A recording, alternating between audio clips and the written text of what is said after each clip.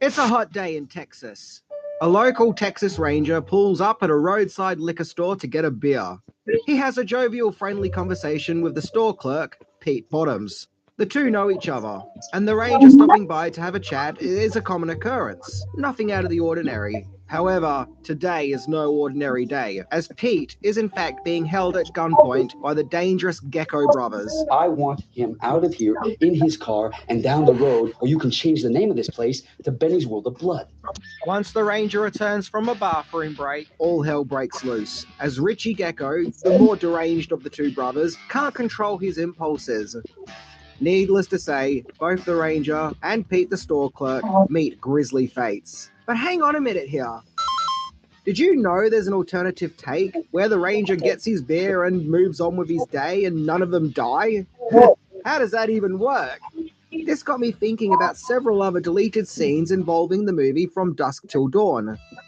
Like scenes of Selma Hayek slithering like a snake. Not to mention, From Dusk Till Dawn was originally going to be a movie that was going to showcase this guy. So let's explore the version of From Dusk Till Dawn that you've never seen, and be cool about it. Everybody be cool. You be cool.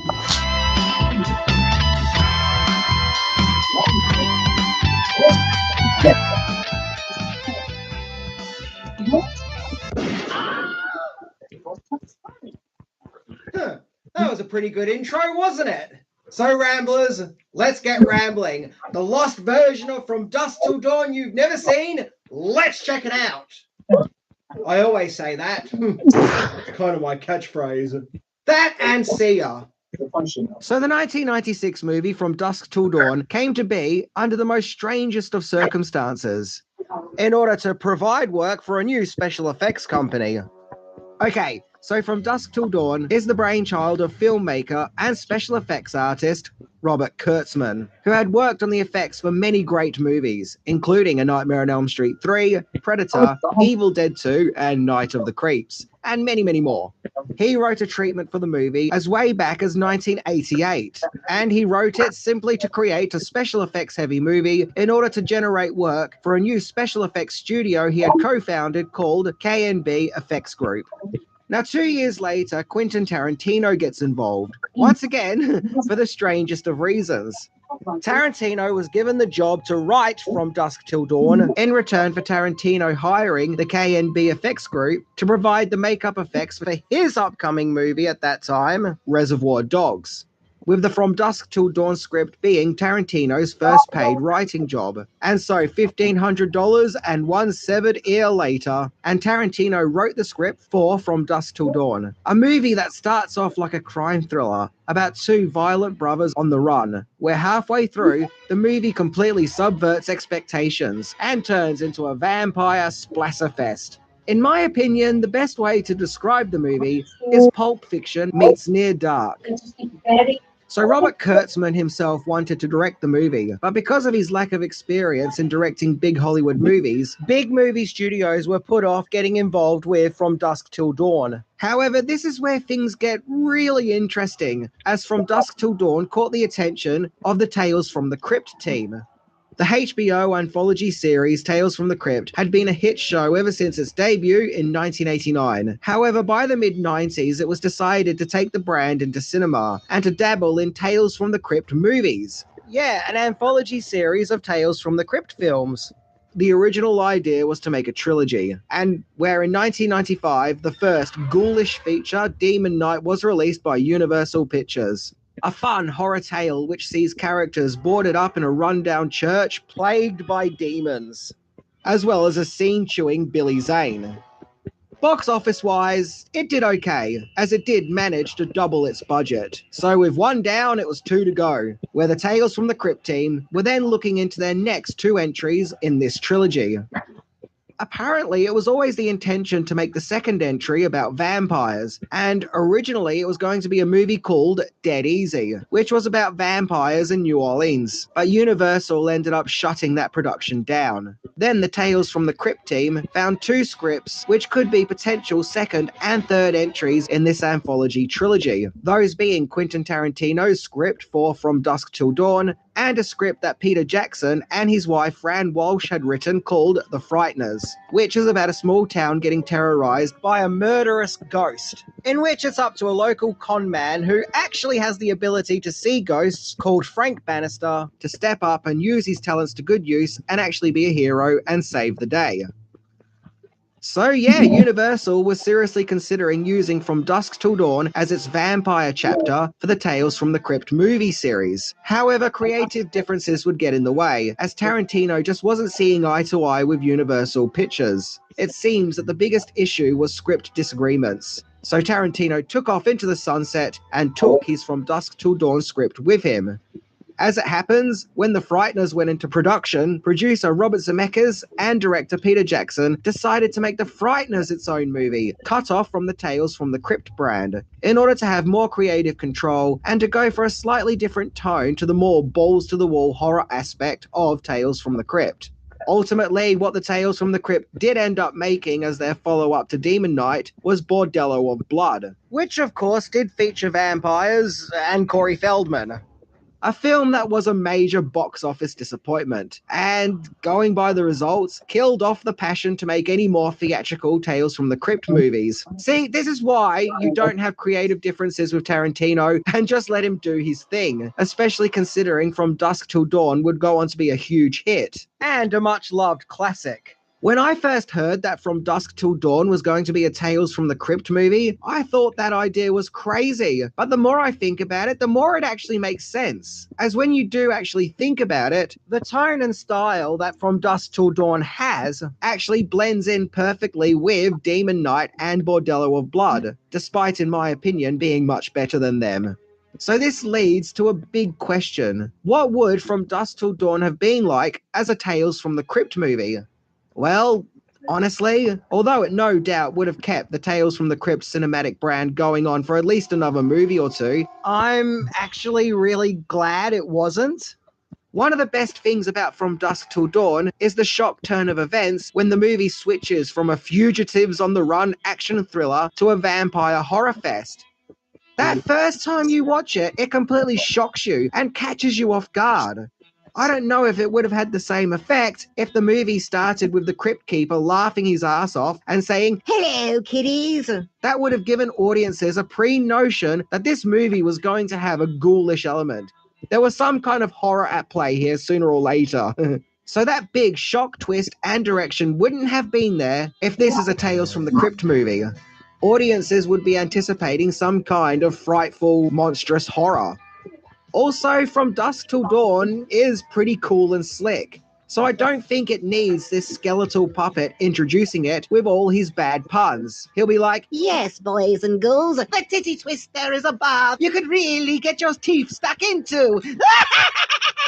Yeah, that may have taken some of the coolness away. So as history has shown us, Tarantino took the script to Miramax, which, as we now all know, was incidentally run by a real-life ghoul, and Tarantino would get his friend and frequent collaborator, Robert Rodriguez, to be the movie's director.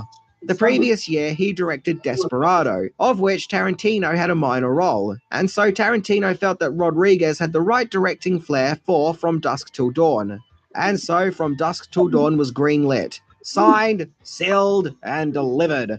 With Tarantino and his sharp eye for writing and passion for feet turning up in the movie itself as Richie Gecko, alongside George Clooney as Seth Gecko. Two brutal fugitives on the run who take the Fuller family hostage in order to use their motorhome to sneak across the Mexican border so they can have a rendezvous with a criminal called Carlos who will give them safe passage to El Rey in a bar in the middle of nowhere called the Titty Twister, which turns out to be a slaughter haven for resident vampires. So let's explore some of the deleted scenes that didn't make it into the final film.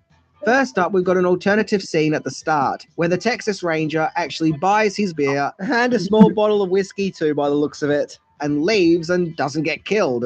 According to his commentary, Rodriguez filmed this alternative take in case they wanted to make a sequel and show an alternative universe where the Ranger lives.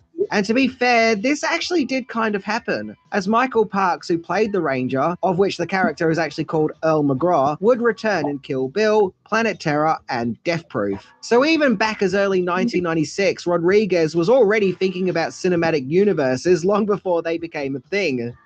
Okay, so in the final film, we see Seth take off from the hotel room to get burgers for himself, Richie, and their ill-fated hostage. However, when Seth returns, he discovers the gruesome fate of their hostage, who Richie brutally kills in a very disturbing moment. In between those two scenes, we see Seth on a public payphone, presumably to Carlos. And this was actually the last scene that was shot for the movie. And it sounds like everyone was tired and was just done with it at that stage. Rodriguez himself explained that he had to use a Steadicam, which he finds difficult using, and he had to go right up to Clooney's mouth, and Clooney kept screwing up his lines, with them having to film this scene 10 times. Look, it was the end of the shoot, and everyone probably wanted to go home. And incidentally, the scene wasn't even needed. There are additional scenes of the vampires attacking the customers at the Titty Twister. There's a lot of extra gore, of which was probably cut out due to censor issues. But some of the effects in these deleted shots don't look as good as the ones in the final film. Now, don't get me wrong, this vampire lady here is a good puppet, but I think the way it's shot at that angle and with that lighting, and the way the camera just stays on it a little too long, it doesn't really work for me. As mentioned, we also see Salma Hayek's character slithering off like a snake after being shot, and it is an interesting effect. Incidentally, when Hayek was in all that makeup, no one on the set would talk to her. They all stayed away from her and didn't give her any attention, which was the opposite, of course, when she wasn't in all that makeup. Upon returning to her human form, we see a really interesting shot where she's taunting some guy who oddly seems to like it. Hello, my guy. There's vampires killing people all over the place. Now is not the time to get turned on. She then has a long monster come out of her mouth, which eats him. I actually really like this because it's so weird. Like, can all vampires just have these long, elongated, snake-like monsters come out of their mouths? Then a large framed vampire starts hypnotizing Seth during all the chaos, where she then squeezes a pimple in some other guy's face. Well, that's revolting. And as a tribute to John Carpenter's The Thing, another vampire bites off a guy's head via a giant mouth in her stomach, which apparently was one of the first vampire designs in the movie's early days of production. This vampire that has this giant mouth stomach. There's also an extended scene of Tom Savini's Sex Machine character killing off more vampires. During one kill in particular, he even stops to take a photo, and apparently this wasn't a character quirk, but Savini himself briefly broke out of character to take that photo. What a legend. Following the vampire attack, Sex Machine uses his whip to crack a bottle of beer. Although it looks cool, and it does, it's really cool, this was removed because it just didn't fit in with the rest of the movie. I guess everything would have had to have come to a momentary pause just so Sex Machine can whip the bottle of beer, so I get it. It wouldn't have flowed with the scene before and after it. But wow, does it look badass. And that is Savini himself actually using the whip, no special effects. Interestingly, the movie's iconic ending where the camera pulls out to show that the bar is a giant Aztec-looking pyramid wasn't in the original script, but added in post. Originally, we were meant to see our characters drive off, going their own ways, and that was meant to be the end of it. But you see, here's the thing. Rodriguez wanted to add more to the vampire's mythology and lore in From Dusk Till Dawn, but he just ran out of time and really couldn't fit in any kind of backstory, which was his intentions. but by adding the ancient pyramid scene, visually communicates and added extra lore to these vampires, showing them to be an ancient evil that has been there for a very long time. And yeah, I do think that this end shot was a wise ending. Otherwise, what are we meant to take away from the movie? That this bar has vampires in it, and just because? But this one shot suggests a deeper, complex lore. It really is the work of genius. So much is explained, or can be theorized, or interpreted in this one shot. Fascinating how just one added visual scene can make things more complex and add more rhyme and reason. Robert Rodriguez also filmed a music video for ZZ Top for their song She's Just Killing Me, which was used to promote From Dusk Till Dawn. And the music video features new scenes specifically shot for this music video. So I guess this is kind of a lost scene, maybe? I don't know. Curiously, we see the Seth character getting friendly with Selma Hayek's vampire character on a, basketball court? Okay. Well, it's good to see he stuck to his vows of being a pastor. And interestingly, she kills him. Yeah, Seth is dead. Well, at least in this music video's universe. Then we get to the TV version of From Dusk Till Dawn, and oh boy, that's a completely different version of the movie alone. So the big question is, how do you take a movie like From Dusk Till Dawn, of which pretty much every second word is the F word, and remove all the bad language? Well, you can't, but darn it, some TV broadcasts still did it anyway, which thankfully I found on YouTube. This is why, in this TV version, everyone says the word freaking a lot, hence why the theatrical cut sounds like this. Playing with you, asshole? Do you want this little girl to die? And the TV version sounds like this. You think I'm freaking playing with you, idiot? Do you want this little girl to die? But I will turn this place into the fucking Wild Bunch if I think that you are fucking with me. But I will turn this place into the Wild Bunch If I think that you are playing with me. You asked me to act natural, I'm acting natural. In fact, under the circumstances, I think I had to get a freaking Academy Award. Well, your best better get a hell of a lot freaking better. You're gonna feel a hell of a lot freaking worse. You freaking liar! I didn't say shot me in the freaking hand! Well, that doesn't matter now because you got about 2 freaking seconds to live. Yeah, there's a lot of freakings going on, as well as other profanity being removed too. And if I was scratching, I don't remember scratching. And if I did scratch, it's not because I was signaling the cops, because I'm fucking scared shitless. And if I was scratching, I don't remember scratching. And if I did scratch, it's not because I was signaling the cops, because I'm freaking scared witless. Incidentally, the German cut of From Dusk Till Dawn completely removed the movie's introduction in the liquor store entirely. Yep, this whole intro was taken out of the movie in that part of the world. I also love how in the TV version, they renamed the bar to the Kitty Twister, of which when you think about it would have required some digital tinkering to the picture, in which Cheech Marin here is talking about Kitty. Hey, what do we have approaching here? A new flavor. Apple pie kitty. I would have imagined that anyone watching this on TV for the first time who had never seen the film before would have thought to themselves, wow, the people who run that bar sure do seem to like cats. If you can find cheaper kitty anywhere, forget it. So that was my discussion into the alternative versions we may have had concerning From Dusk Till Dawn. As always, I think the movie we ended up with is perfect, and it didn't need any of these deleted scenes. I think I could have watched the movie without Selma Hayek slithering like a snake just fine. And as much as I like Tales from the Crypt, and I do, I'm glad it wasn't a Tales from the Crypt movie, as From Dusk Till Dawn deserves to be its own thing. To conclude, From Dusk Till Dawn is a kick-ass action movie with a supernatural twist. The whole movie feels like a dirty but exciting, sweaty rock concert, and you do feel fulfilled by the end of the movie. So to wrap up, this is definitely, without a doubt, no questions asked, honest to God's truth, see you on Tuesday, Larry, one of the most badass movies to come out of the 90s. Oh yeah!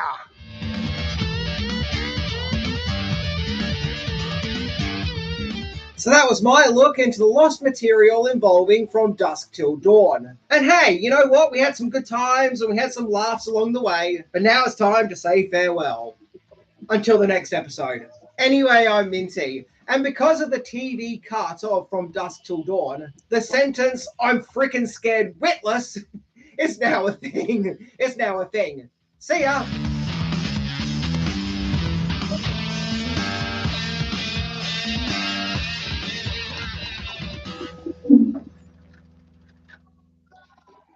freaking scared witless.